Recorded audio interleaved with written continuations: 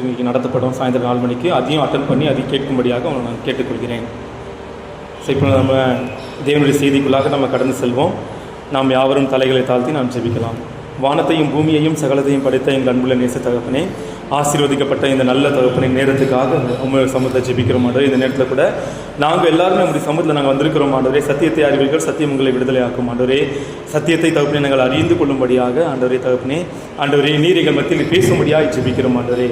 ஆண்டவரே நாங்கள் எல்லாரும் வந்திருக்கிறோம்ப்பா, நீங்கள் எங்கள் மத்தியில் பேசும்படியாக உங்களுடைய வார்த்தை மூலமாக என்ன நீர் எங்களுடைய இதயத்தில் பேச சித்தம் வச்சிருக்கீங்களோ அதை பேசி ஆண்டவரே எங்களை நாங்கள் போகக்கூடிய பாதையில் எங்களை நீங்கள் நடத்தும்படியாக ஜெபிக்கிறோம் ஆண்டவரே. நீ தொடர்ந்து நடத்தும், பெரிய காரியங்களை செய்யும். இயேசுவின் மூலம் வேண்டிக் கொள்கிறோம் ஜீவனுள்ள நல்லபிதாவே, ஆமென். நம்ம சங்கீதம் 19:1 யாராவது வாசிக்கலாம்? சங்கீதம் 19:1.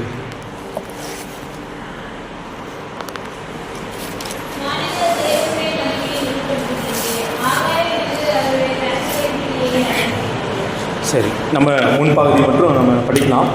வானங்கள் தேவனுடைய மகிமையை வெளிப்படுத்துகிறது. சங்கீதம் 19:1 முன்பகுதி வந்துட்டு வானங்கள் தேவனுடைய மகிமையை வெளிப்படுத்துகிறது.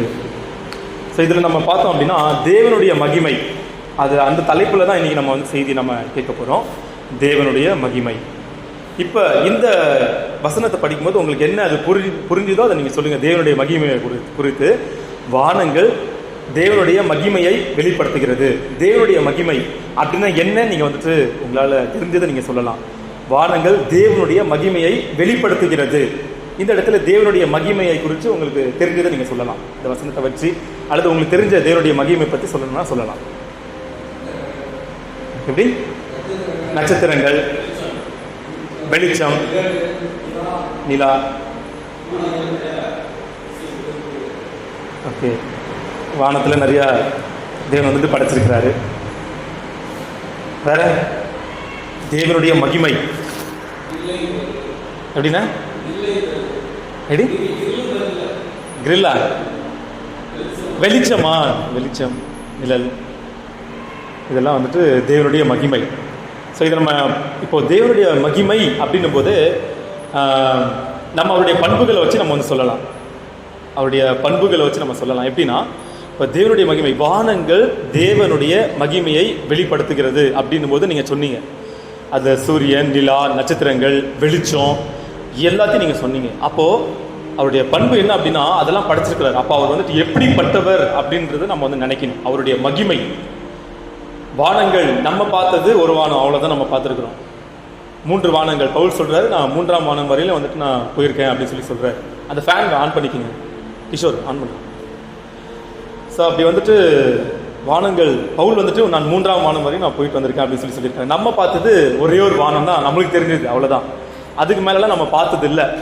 ஸோ இன்னும் நிறையா வந்துட்டு இந்த வானத்துக்கு கீழே நிறையா இருக்குது இல்லையா? வானம், அதுக்குள்ளே தான் வந்துட்டு கிரகங்கள் இருக்குது இல்லையா? கோள்கள் வந்துட்டு இருக்குது. எத்தனை கோள்கள் இருக்குது? 9 கோள்கள் வந்துட்டு இருக்குது. சூரியன் இருக்குது, 9 கோள்கள் இருக்குது. அந்த கோள்களில் ஒன்று தான் இந்த பூமி. இந்த பூமியில் நீங்கள் பார்த்தீங்க அப்படின்னா சமுத்திரம் இருக்குது.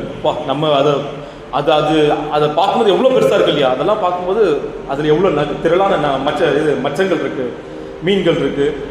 அதுக்கப்புறம் நம்ம பார்க்கும்போது மரங்கள், பறவைகள், விதவிதமான பறவைகள், விலங்குகள், நம்ம பார்க்காத எத்தனையோ விலங்குகள் வந்துட்டு இருக்குது. ஸோ இதெல்லாமே அவருடைய படைப்பு. அப்போ அவர் படைச்சது எப்படி படைச்சார் அப்படின்னா வார்த்தையினாலே படைச்சார். அப்போ அவருடைய ஞானம் எப்படிப்பட்டது, இதெல்லாம் வந்துட்டு அவருடைய மகிமையை வெளிப்படுத்துகிறது. அவர் எப்படிப்பட்டது, நம்மளால இதெல்லாம் செய்ய முடியுமா அப்படின்னா நம்மளை படைச்சதே அவர் தான். ஸோ எவ்வளோ விசேஷமாக நம்ம சரீரத்திலே நம்ம எடுத்துக்கிட்டோம் அப்படின்னா அதில் நரம்புகள், அதில் வந்துட்டு அந்த சதையெல்லாம் வந்துட்டு அப்படியே சயின்டிஸ்ட்லாம் வந்துட்டு அதுலேயே நுணுக்கமாக வந்துட்டு பார்ப்பாங்க. அது ஒவ்வொன்றும் வந்துட்டு பார்ப்பாங்க. அந்த நரம்புலேயே வந்துட்டு பார்ப்பாங்க, ரத்தத்தில் பார்ப்பாங்க. ஸோ ஒவ்வொன்றும் வந்துட்டு அந்த நுணுக்கமாக வந்துட்டு என்ன பண்ணுவாங்கன்னா அவங்க பார்ப்பாங்க. அணுக்கள், ரத்த அணுக்கள் ஒவ்வொன்றும் வந்துட்டு பார்ப்பாங்க. அப்போது ஆண்டவர் வந்துட்டு சர்வ சாதாரணமாக இதை படிச்சிட்டாரு. இது நமக்கு தான் வந்துட்டு ரொம்ப பெருசாக தெரியுது, ஆனால் ஆண்டருக்கு வந்துட்டு இது லேசான காரியம். அப்போ அவருடைய மகிமை வந்துட்டு ரொம்ப ரொம்ப பெருசு, தேவனுடைய மகிமை. அப்போது அதை பார்க்கும்போது நமக்கு தெரியுது வானங்கள் தேவனுடைய மகிமையை வெளிப்படுத்துகிறது. இப்போ இந்த பூமி கீழே தான் நம்ம இதெல்லாம் சொல்லிட்டோம். இன்னும் பரலோகத்தில் நம்ம எல்லாம் பார்க்கல, வெளிப்படுத்தின அங்கே விசேஷத்தில் அங்கே போடப்பட்டிருக்கிறது. அது எப்படியெல்லாம் இருக்கும் அப்படின்னு சொல்லி அங்கே போய் பார்த்தா தான் தெரியும் என்னென்னலாம் வந்துட்டு அங்கே இருக்குது அப்படின்னு சொல்லி. அங்கே பார்த்து இன்னும் எப்படியெல்லாம் நம்ம பிரம்மி பார்க்கவும் நமக்கு தெரியல, அந்த அளவுக்கு வந்துட்டு அங்கே இருக்கும். ஸோ அப்போ வந்துட்டு அவருடைய மகிமை வந்து ரொம்ப பெருசு. அப்போ அவருன்னா அவர் மட்டும் இல்லை, அவர் திருத்துவம், பிதா, குமாரன், பரிசுத்த ஆவியானவர், அங்கே பரிசுத்தம் தான் இருக்கும். அவர் வந்துட்டு பவர்ஃபுல்லானவர். சூரியன்ட்ட போனாலே நம்ம அதுக்கிட்ட நெருங்க முடியாது. அதை விட எவ்வளோ பவர்ஃபுல் நட்சத்திரம், எத்தனை நட்சத்திரங்கள் இருக்குது, அது எவ்வளோ பெரிய சைஸில் இருக்கும், எவ்வளோ தூரத்தில் இருக்குது, அங்கேருந்து மின்னுது. அதெல்லாம் கிட்ட வச்சுன்னா சைஸ் பெருசாக இருக்கும். ஸோ அப்படி வந்துட்டு இதெல்லாம் படைச்சவரே அவர் எப்படி இருப்பார், அவர் பவர்ஃபுல்லாக வந்துட்டு இருப்பார். அவர் கூட நிறைய தேவதூதர்கள் இருக்காங்க, துதிச்சுக்கிட்டே இருப்பாங்க. பிரசன்னம், அவருடைய பிரசன்னம், எல்லாமே நான் சொல்கிறது எல்லாமே தேவனுடைய மகிமையை நான் சொல்லிட்டு இருக்கேன். தேவனுடைய மகிமை, இந்த தேவனுடைய மகிமை எங்கே இருந்தது அப்படின்னு சொல்லி நம்ம பார்க்கலாம். இந்த தேவனுடைய மகிமை, அதாவது கர்த்தருடைய மகிமை எங்கே இருந்தது அப்படின்னு சொல்லி பார்க்கலாம்.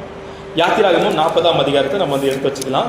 யாத்திராகமும் 40ஆம் அதிகாரம் வசனம் 34-35. யாத்திராகமும் 40-34-35.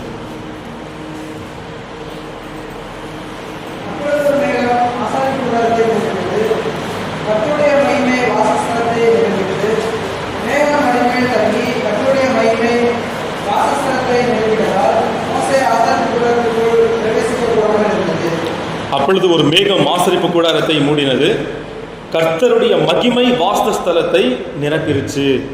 கர்த்தருடைய மகிமை வாசஸ்தலத்தை நிரப்பினதினால் மோசே ஆசரிப்பு கூடாரத்துக்குள் பிரவேசிக்க கூடாமல் இருந்தது. ரொம்ப அதுக்குள்ள போக முடியல, அவரால் அந்த மகிமைக்குள்ள போக முடியல. இந்த ஆசரிப்பு கூடாரம் எங்க இருக்கு அப்படின்னா, இவங்க சிவந்த சமுத்திரத்தை தாண்டி அந்த வனாந்திரத்துக்குள்ள இருக்கும்போது அங்க ஒண்ணுமே இல்லை, பாதுகாப்பு இல்லை, ஒன்றும் இல்லை. ஆனா அந்த பவர்ஃபுல்லான அந்த நம்மளுடைய தேவன் சுத்திலும் கூடாரம் இருக்கு. அந்த கூடாரத்துக்கு மத்தியில வந்துட்டு யார் இருக்கா, அந்த ஆசரிப்பு கூடாரத்துக்குள்ள ஆண்டருடைய பிரசன்னம் வந்துட்டு, அவனுடைய மகிமை, தேவனுடைய மகிமை அங்க இருந்தது. அந்த மகிமை வந்துட்டு அங்க அங்க முழுசும் வந்துட்டு அங்க அவருக்குள்ள வந்துட்டு இருந்ததாக கூட வசனம் வந்து சொல்லுது. ஆசரிப்பு கூடாரத்துக்குள்ள கர்த்தருடைய மகிமை வந்துட்டு இருந்ததாக சொல்லுகிறது. அந்த ஆசரிப்பு கூட நம்ம அவனுடைய மகிமை நம்ம பார்த்தோம். அது ரொம்ப பயங்கரமானது, அது பவர்ஃபுல்லானது, பரிசுத்தம் நிறைஞ்சது. இன்னும் நம்ம சேர்த்துக்கிட்டே போகலாம், ஆணுடைய பண்புகளை நம்ம சொல்லிக்கிட்டே போகலாம், விவரிக்கவே முடியாது. இந்த அளவுக்கு ஆணுடைய மகிமை அங்கே ஆசரிப்பு கூடாரத்துக்குள்ளே வந்துட்டு அங்கே இருந்தது அப்படின்னு சொல்லி நம்ம பார்த்தோம்.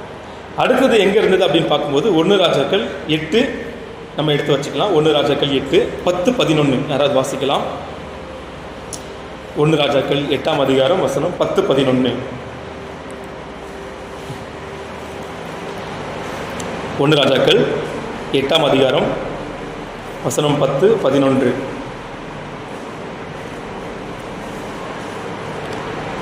8ஆம் அதிகாரம் 1 ராஜாக்கள்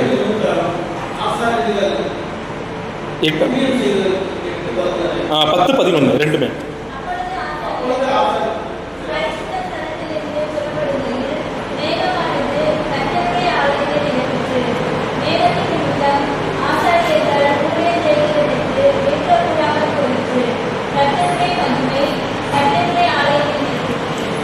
இது வந்துட்டு எங்க அப்படின்னா, சாலமோன் கட்டின தேவாலயம். அங்கு நீங்க பார்த்தீங்கன்னா அங்க கூட வசனம் சொல்லுகிறது, மேகமானது கர்த்தருடைய ஆலயத்தை நிரப்பிச்சு, மேகத்தின் நிமித்தம் ஆசாரியர்கள் ஊழியம் செய்கிறதற்கு நிற்கக்கூடாமற் போயிடுச்சு.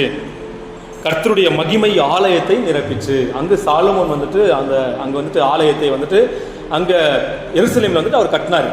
அங்க கட்டின அந்த ஆலயத்துல வந்துட்டு தேவனுடைய மகிமை வந்துட்டு அங்க இறங்கிருச்சு அப்படின்னு சொல்லி நம்ம பார்க்கிறோம்.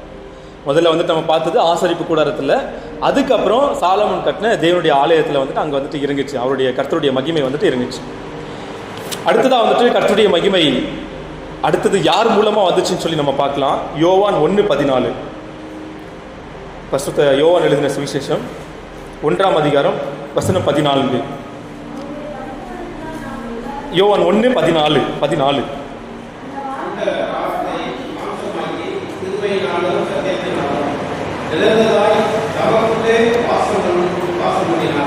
அவருடைய மகிமை கண்டோ, அவருடைய மகிமையை கண்டோ, அது எல்லாவுக்கு ஒரே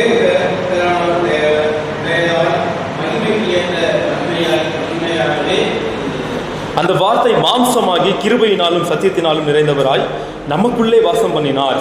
அவருடைய மகிமையை கண்டோம். அது பிதாவுக்கு ஒரே பேரானுடைய மகிமைக்கு ஏற்ற மகிமையாகவே இருந்தது.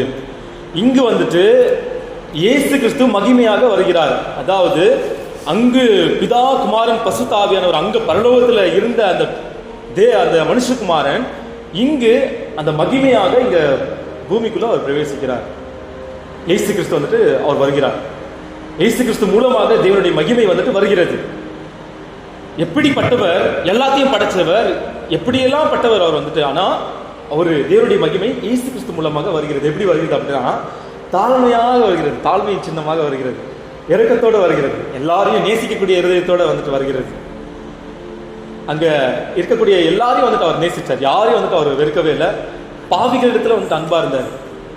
ஆனா அதுக்கு இருக்கக்கூடிய ஆசிரியர்கள் அங்க வேதப்பாரர்கள்லாம் வந்துட்டு அவங்க முறுமுறுத்தாங்க, என்ன பாவிகள் இடத்துல வந்துட்டு இவர் சாப்பிட்றாரு அப்படிலாம்.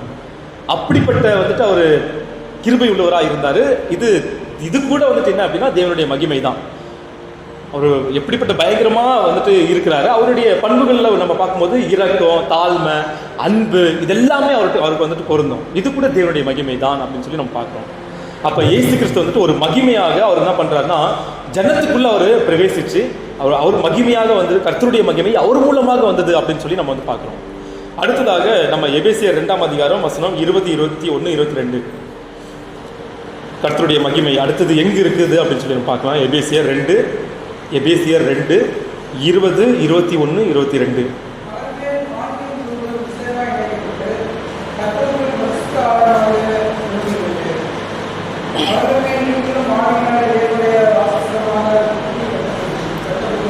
சரி, இங்க வந்து நீங்க பாத்தீங்க அப்படின்னா 20ஆம் வசனத்திலிருந்து அப்போஸ்தலர் தீர்க்கதரிசிகள் என்பவர்களுடைய அஸ்திபாரத்தின் மேல் கட்டப்பட்டவர்களுமாய் இருக்கிறீர்கள். அதற்கு இயேசு கிறிஸ்து தாமே மூளைக்கல்லா இருக்கிறார். இயேசு கிறிஸ்து கர்த்தருடைய மகிமையாக வந்துட்டு இங்கு வந்தாரு. அவர் இங்க வந்து எப்படின்னா அவர் மூளைக்கல்லாக இருக்கிறார். அதன் மேல அஸ்திபாரமாக போடப்பட்டவர்கள் தான் தீர்க்கதரிசிகள், அப்போஸ்தலர்கள். அதுக்கும் மேல நம்ம வந்துட்டு வரோம்.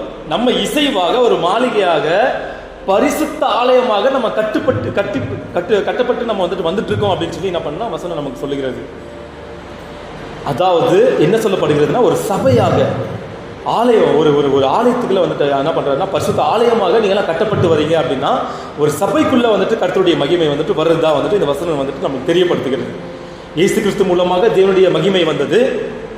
இங்கு பாத்தீங்க அப்படின்னா இயேசு கிறிஸ்து அந்த ஆலயத்தினுடைய ஒரு மூளைக்கல்லாக இருக்கிறார். அப்போஸ்தலர் தீர்க்கதரிசிகள் அந்த அஸ்திபாரமா இருக்கிறார்கள். அவர் மேல் நீங்களும் ஆவியினாலே தேவனுடைய வாசஸ்தலமாக கூட்டி கட்டப்பட்டு வருகிறீர்கள் அப்படின்னு சொல்லி சொல்லுகிறது. அப்ப இந்த சபை இங்க நீங்க பாத்தீங்க அப்படின்னா இந்த செங்கல்னால சிமெண்ட்னால வந்து கட்டியிருக்கிறாங்க. இதே போல ஆவிக்குரிய ரீதியில நம்ம எல்லாம் வந்து என்ன பண்றோம்னா இயேசு கிறிஸ்து மூளைக்கல், அப்போஸ்தலர், தீர்க்கதரிசிகள் எல்லாரும் அஸ்திபாரங்கள். நம்ம எல்லாம் என்ன பண்றோம்னா அது மேல கட்டப்பட்டு நம்ம வந்துட்டு இருக்கோம். நம்மளும் ஆண்டு பிள்ளைங்க தான், நம்ம வேற யாரும் இல்லை. நம்ம அதுல ஒண்ணு இல்லைன்னு சொல்லி நம்ம நினைக்காதீங்க, நம்ம அதுல கட்டப்பட்டு வந்துட்டு இருக்கோம். ஸோ சபையிலையும் வந்துட்டு தேவனுடைய மகிமை வந்துட்டு இருக்குன்னு சொல்லி நம்ம பார்க்கணும். அடுத்தது வந்துட்டு நம்ம 1 கொரிந்தியர் 6, 19, 20 நம்ம வந்து வாசிக்கலாம். 1 கொரிந்தியர் 6, 19, 20.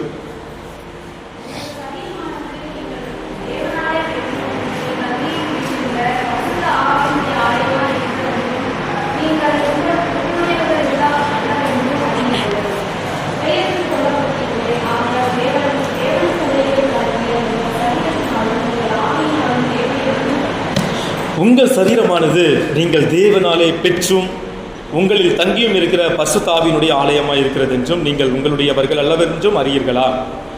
கிரயத்துக்கு கொல்லப்பட்டீர்கள். ஆகையால் தேவனுக்கு உடையவைகளாகிய உங்கள் சரீரத்தினாலும் உங்கள் ஆவியினாலும் தேவனை மகிமைப்படுத்துங்கள். இங்கே நம்மளாம் இருக்கிறோம், நம்ம எல்லாருக்கும் ஒரு சரீரம் இருக்கு. அவங்கவுங்க சொல்லிக்கலாம் அவங்க பேர் என்ன அப்படின்னா வந்துட்டு ஒவ்வொருத்தரும் ஒவ்வொரு பேர் சொல்லுவீங்க. இது நான், இது என்னுடைய சரீரம் அப்படின்னு சொல்லிக்கலாம். இல்லை, இந்த சரீரம் நம்மள்தான் இல்லைன்னு சொல்லி ஆண்டர் சொல்றாரு. இந்த சரீரம் ஆண்டர் நம்மளுக்கு கொடுத்துருக்காராம்.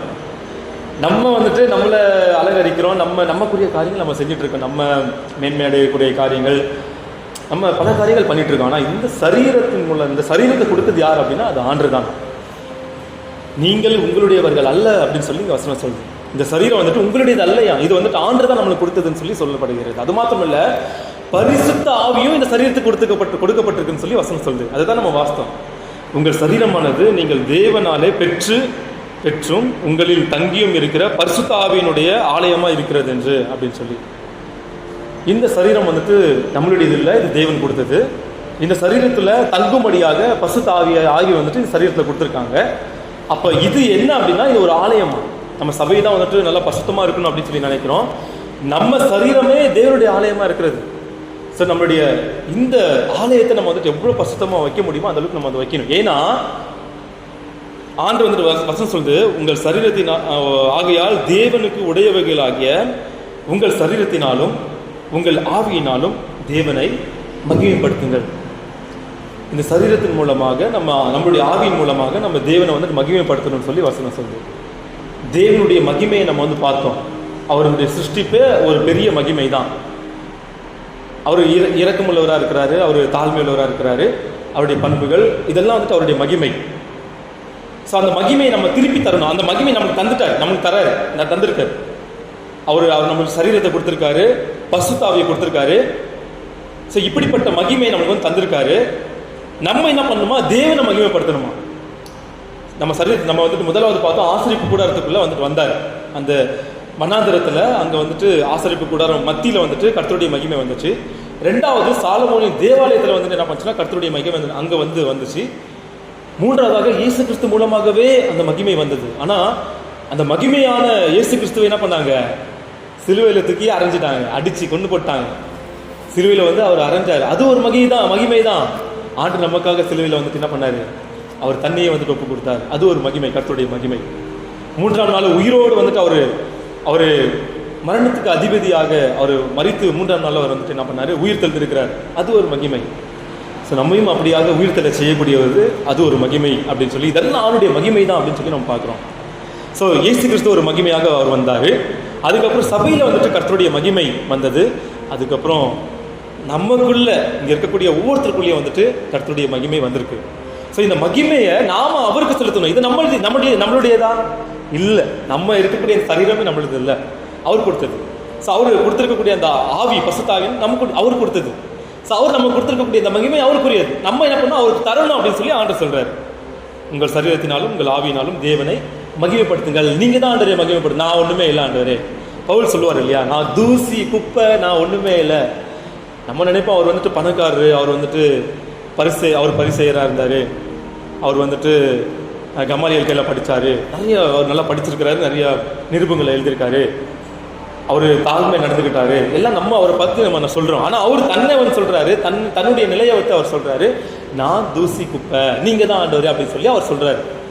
அப்போ நம்ம வந்துட்டு நம்ம மேன்மை பாராட்ட நம்ம ஒன்றுமே இல்லை. நம்ம வந்து என்ன பண்ணோம், அவரை தான் நம்ம என்ன பண்ணணும், மகிமைப்படுத்தணும். ஆண்டவரே இந்த மகிமை எல்லாமே உமக்கு தான் ஆண்டவரே அப்படின்னு சொல்லி சொல்லணும். நம்ம ஜெபம் பண்ணி நம்ம முடிக்கிறோம், அப்போ என்ன சொல்கிறோம், துதி கன மகிமையும் யாவும் உமக்கே ஆண்டவரே அப்படின்னு சொல்லி சொல்கிறோம். நம்ம ஒன்றுமே இல்லை, எல்லாமே நீங்கள் தான் அப்பா அப்படின்னு சொல்லி நம்ம சொல்கிறோம். இப்போ நம்ம வந்து என்ன பண்ணணும், நம்ம அவருக்கே நம்ம மகிமை செலுத்தணும். நம்ம தொடர்ந்து நம்ம 1 கொரிந்தியர் 10:31 நம்ம வந்து வாசிக்கலாம். 1 கொரிந்தியர் 10:31.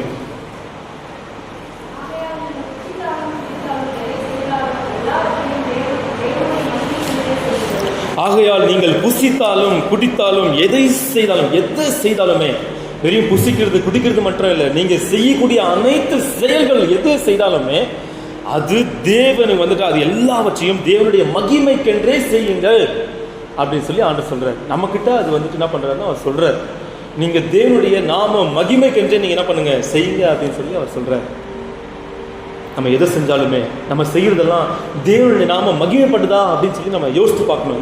இது வந்துட்டு தேவனுக்கு மகிமையா இருக்கா, இது தேவன் வந்து பிரியப்படுறாரா, இது தேவனுடைய நாம மகிமைப்படுமா அப்படின்னு சொல்லி நம்ம யோசித்துக்கணும். அடுத்தது நம்ம வந்து வாசிக்கலாம் மத்தேயு 5:16. நம்ம வந்து வாசிக்கலாம் மத்தேயு 5:16.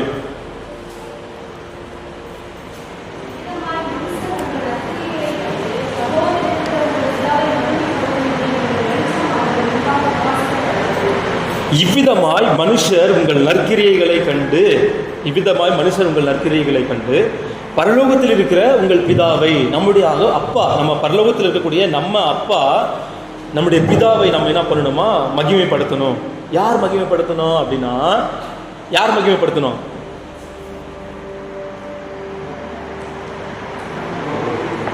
நம்ம வந்துட்டு ஆண்டவரை மகிமைப்படுத்துறோம். யார் மகிமைப்படுத்தணும், நம்ம வாசிப்போம். இவ்விதமாய் மனுஷர் உங்கள் நற்கிரியைகளை கண்டு பரலோகத்தில் இருக்கிற உங்கள் பிதாவை மகிமைப்படுத்தும்படி. இங்க யார் மகிமைப்படுத்துறாங்க? எப்படி? புறஜாதி. நம்மளை பார்க்குற ஆண்டவரை அறியாத ஜனங்கள் என்ன பண்ணணுமா? நம்மள என்ன பண்ணணுமா? ஆண்டவரை மகிமைப்படுத்தணுமா? இது எப்படி அவர் மகிமைப்படுவார் அப்படின்னா, நம்ம செய்யக்கூடிய செயல்களை பார்த்து அந்த மனுஷர் என்ன பண்ணுவாங்க? புறஜாதியார், ஆண்டவர் அறியாத ஜனங்கள், இன்னாரா நல்ல மனுஷனா இருக்கிறாங்கப்பா இவங்க அப்படின்னு சொல்லி ஆண்டவர் என்ன பண்ணணுமா? ஆண்டவர் எப்படியோ அப்படிதான் வந்துட்டு ஏசப்பா எப்படியோ அவங்கள கூட தான் இந்த மனுஷங்களாம் இருக்கிறாங்க. இங்கே சபைக்கு போகிறாங்க, சர்ச்சுக்கு போகிறாங்க, அப்படியே அவங்க வாழ்க்கை இருக்குது. பொறுமையாக போகிறாங்க, அமைதியாக வராங்க. அவங்க வாழ்க்கையை அப்படியே வந்துட்டு இருக்குது. அன்பாக நடந்துக்கிறாங்க, ஒன்றுமே அது பேசுறதில்ல. இவங்க நல்லா வந்துட்டு நம்மள்கிட்ட நல்லா பழகுறாங்க, அன்பாக தான் நடந்துக்கிறாங்க அப்படின்னு சொல்லி என்ன பண்ணணும்? ஏசப்பாவை என்ன பண்ணணும்? ஆண்டவரை, கர்த்தருடைய நாமத்தை மகிமைப்படுத்தணுமா? மனுஷர் அப்படின்னா அவங்க நம்ம பக்கத்தில் இருக்கக்கூடிய நம்ம பார்க்குறவங்க, நம்ம சுற்றி இருக்கிற பக்கத்து வீட்டில் இருக்கக்கூடியவங்க, அவங்கெல்லாம் என்ன பண்ணணுமோ நம்மளை பற்றி வந்துட்டு அவங்க ஆண்டவரை நம்ம ஆண்டவரை மகிமைப்படுத்தணும். அப்போ நம்மளுடைய கிரியைகள் எப்படி இருக்கணும்? ஆண்டவரை மகிமைப்படுத்தும்படியாக நம்ம செஞ்சாதான் அவங்க என்ன பண்ணுவாங்க? ஆண்டவரை மகிமைப்படுத்துவாங்க. நம்ம அப்படி செய்யலை அப்படின்னா நம்ம வந்துட்டு நம்ம அவங்கள போலவே அவங்களுக்கு என்ன மோசமாக நம்ம நடந்துக்கிட்டோம்னா ஆண்டவரை அவங்க மகிமைப்படுத்துவாங்களா? இல்லை. என்ன பண்ணுவாங்க? அப்போ ஆண்டவரை மகிமைப்படுத்துவாங்களா? அல்லது அதுக்கு ஆப்போசிட் வேர்டுன்னு அது எதிர்ச்சொல் தூஷிப்பாங்க. அவங்க வந்து என்ன பண்ணுவாங்கன்னா தூஷிப்பாங்க, ஆண்டவரை தூஷிப்பாங்கன்னா இப்படி இருக்காங்க அப்படின்னு தூஷிக்கக்கூடிய வாழ்க்கை நமக்கு இருக்கக்கூடாது. நம்ம மூலமாக இந்த சரீரம் அவர் கொடுத்தது, இந்த ஆவி பசுத்த ஆவியெல்லாம் நம்ம அவர் கொடுத்தது, இதெல்லாமே அவருக்கு தான் நம்ம என்ன பண்ணணும்? அவர் கொடுக்கணும். நம்ம பார்க்குறவங்கள என்ன பண்ணணும்? ஆண்டவரை மகிமைப்படுத்தும்படியாக நம்ம வாழ்க்கை இருக்கணும். ஏன் அப்படின்னா வசனம் சொல்லுது, நீங்கள் உலகத்துக்கு வெளிச்சமாக இருக்கிறீர்கள். இது யாரோ வந்துட்டு நல்ல பரிசுத்தமாக இருக்கக்கூடியவங்க, வேற யாருக்கும் சொல்லலை. இங்கே இருக்கு நம்ம எல்லாருக்கும் நாம தான். இந்த வசனம் எனக்குரியது, இங்கே இருக்கிற எனக்குரியது, ஒவ்வொருத்தரும் இது எனக்குரியதுன்னு நினச்சிக்கணும். கண்டிப்பாக இது நமக்குரியது தான். இது வேற யாருக்கும் சொல்ல ஆண்டவர். நீங்கள் உலகத்துக்கு வெளிச்சமாக இருக்கிறீர்கள். மலையின் மேல் இருக்கிற பட்டணம் மறைந்திருக்க மாட்டாது. மலையில் மலையில் இருக்க ஒரு பட்டணம், ஒரு சில நேரத்தில் பஸ் ஸ்டாண்டுக்கெலாம் போவோம், இந்த ஒசூர்லலாம் பார்த்தீங்கன்னா அங்கே பெரிய மலை இருக்கும், இன்னும் நிறைய இடங்கள் இருக்கும். உங்களுக்கு தெரியும், எனக்கு தெரியாது, அவங்களுக்கு தெரியாது. மலையெல்லாம் பார்த்தீங்கன்னா அங்கெல்லாம் வீடு இதை கட்டியிருப்பாங்க, இது டவர்லாம் வச்சுருப்பாங்க, லைட் தெரியும், எல்லாருக்கும் தெரியும். இதே இப்போ பாருங்கள், இங்கேருந்து இந்த பக்கத்து வீடுனா தெரியுது, அதுக்கு பக்கத்து வீடுனா ஓரளவுக்கு தெரியுது, அதுக்கு பக்கத்துனா தெரியுமா? தெரியாது. ஸோ ஒரு மலையில் வந்துட்டு இருக்கக்கூடிய அந்த வீடெல்லாம் நீங்கள் பார்த்தீங்கன்னா அந்த பட்டணம் வந்துட்டு கீழே இருக்கக்கூடிய எல்லாருக்குமே தெரியும். ஏன்னா அது வேறமாக கிளீனாக தெரியும். ஸோ அப்படி வந்துட்டு நம்ம இந்த பூமிக்கு, நம்ம இந்த உலகத்துக்கு நம்ம இருக்கிறோம். நம்ம எல்லாரும் பார்க்குறாங்க.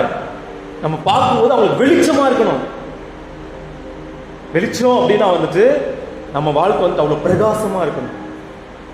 நம்ம அவங்களுக்கு வெளிச்சமாக நம்ம இருந்து என்ன பண்ணணும்? நம்ம இந்த பூமிக்கு இந்த உலகத்துக்கு நீங்கள் வெளிச்சமாக இருக்கிறீர்கள். மலையின் மேல் இருக்கிற பட்டணம் மறைந்திருக்க மாட்டாது. விளக்கை கொளுத்தி மரக்காலால் மூடி வைக்காமல் விளக்கு தண்டின் மேல் வைப்பார்கள், அப்பொழுது அது வீட்டில் உள்ள யாவருக்கும் வெளிச்சம் கொடுக்கும். மூடி வச்சா இது காரியம் பற்றி சொல்ல முடியாது. ஏதாவது பெட்டி இருக்குது, அந்த பெட்டியில் வந்துட்டு விளக்கை கொளுத்தி அதை வச்சுட்டு மூடி லாக் பண்ணிட்டோம் அப்படின்னா ஒரு பிரயோஜனமும் இல்லை. இப்போ செல்ஃபோன் இருக்குது எல்லாத்தையும், அதை வந்துட்டு பெட்டிக்குள்ளே இல்லை பீரோக்குள்ளே மூடி வச்சுட்டு கரண்ட் போயிடுச்சுன்னா அந்த லைட்லாம் ஆன் பண்ணிவிட்டு எடுத்து நம்ம பீரோவில் வச்சிட்டோம்னா வெளிச்சம் தெரியுமா? இல்லை. கரண்ட் போனதுமே உடனே டார்ச் லைட் ஆன் பண்ணி இப்படி காமிச்சிடும் வெளிச்சம். இல்லைன்னா ஒன்றுமே தெரியாது வெளிச்சம், கார் இருளாக இருக்கும், இருட்டு நைட்டு. ஸோ நம்ம அப்படிதான் இந்த உலகத்துக்கு நம்ம வெளிச்சமாக, நம்ம எல்லாரும் பார்க்கும் வகையில் ஒரு பிரகாசிக்கக்கூடியவர்களாக நம்ம வந்து இருக்கணும். ஏசாயா 60 முதலாம் வசனம் நம்ம வந்துட்டு முதல் வேத பாடம் நம்ம வந்து வாசிக்க கேட்டோம். ஏசாயா 60 முதல் வசனம் எடுத்து வாசிக்கலாம். ஏசாயா 60:1 எழும்பி பிரகாசி அப்படின்னு சொல்லி சொல்றார். உன் ஒளி வந்தது.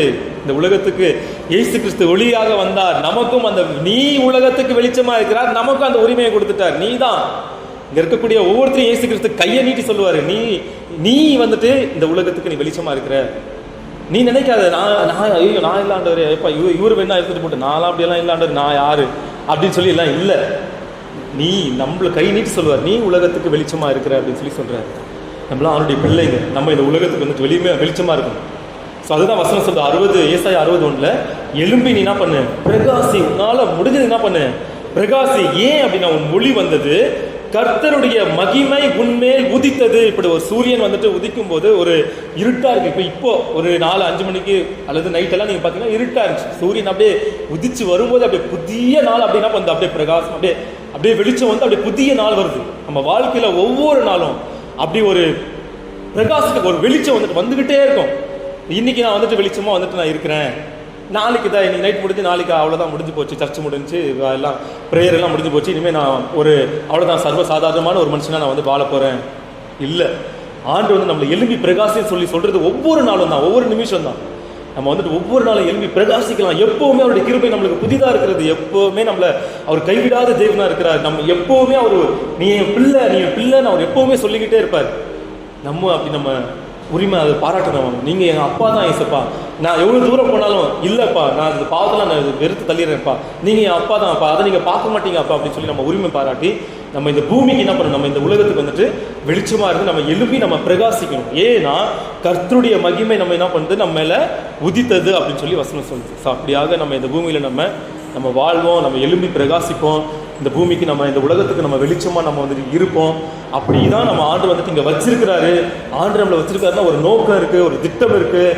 ஒரு திட்டம் இல்லாமல் நம்மளை ஆண்டு படைச்சிருக்க மாட்டார். நம்ம இந்த சரீரம் அவர் கொடுத்தது. நம்ம இந்த சரீரத்தின் மூலமாக ஆண்டு கொடுத்திருக்கக்கூடிய பரிசுத்தாவின் மூலமாக தேவனுடைய நாமம் நம்ம மகிமைப்படுத்த முடியாத இந்த பூமியில் நம்ம வாழுவோம். தேவனுடைய நாமம் மகிமைப்படுத்தட்டும்.